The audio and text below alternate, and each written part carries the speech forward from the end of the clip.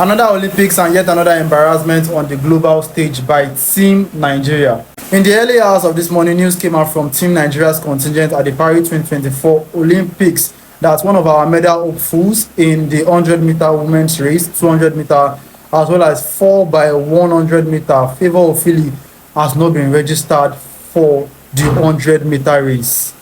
Do you know how insane that is? So Favour Ofili is supposed to compete in the 100-meter, 200-meter, and 4x1, and news just came out yesterday night / this morning that the AFN, which is the Athletics Federation of Nigeria, as well as the NOC, which is the Nigeria Olympics Committee, failed to register someone that is supposed to be our medal hopeful in a world tournament. Internet is going crazy, as this is not the first time this is happening in the Olympics. Not even more to Favour Ofili, who has had to endure all of this for 2 Olympics back to back. Now be reminded that in the last Olympic Games was Tokyo 2020 that happened in 2021. Favour was not allowed to compete because the AFN, the NADC, as well as Nigeria Olympics Committee failed to release funds for athletes to be tested, which made 14 Nigerian athletes that qualified to not compete. We all remember that very messy outing at the Olympics where we had athletes going out to carry placards out there in Tokyo because for one reason or the other, their test results were not,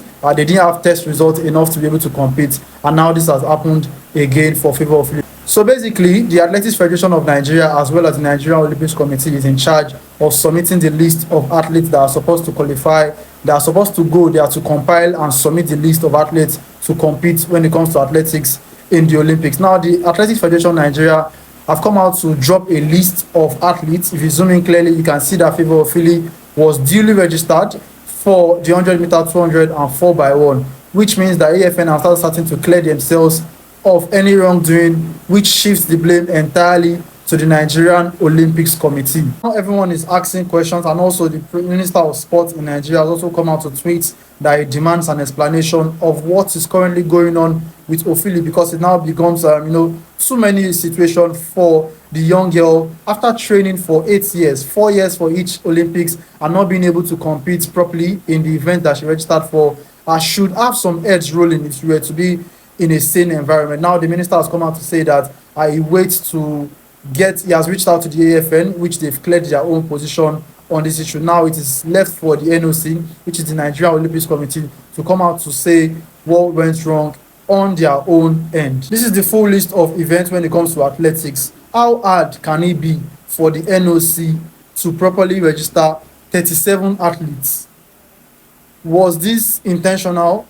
Because how can you fail to register just 37 athletes? You have just one job, basically in 4 years, and then you are still failing to register an athlete. All hope is not lost for Favour Ofili yet. She can still compete in the 200-meter, yes, and the 4x1, but also she can still compete in the 100-meter if after all federations in different countries have fielded their 100-meter athletes, and there's still a space for Favour to be considered by the IOC, which is the International Olympics Committee.